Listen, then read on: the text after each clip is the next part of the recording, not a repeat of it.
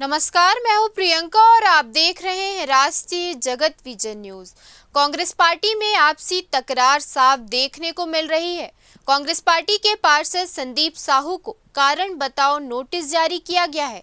उन पर पूर्व सीएम भूपेश बघेल के खिलाफ अपमानजनक टिप्पणी करने का आरोप है। इसके साथ ही 4 अन्य पार्षदों को भी नोटिस भेजा गया है। सभी को 3 दिन के भीतर जवाब देने के निर्देश दिए गए हैं। ये नोटिस शहर जिला कांग्रेस कमेटी रायपुर अध्यक्ष गिरीश दुबे ने जारी किया है। बता दें कि जारी नोटिस में कहा गया है कि संदीप साहू शहर जिला कांग्रेस कमेटी के किसी भी कार्यक्रम में उपस्थित नहीं हो रहे हैं। जिला अध्यक्ष द्वारा सूचित कार्यक्रमों में भी वे अनुपस्थित रहे।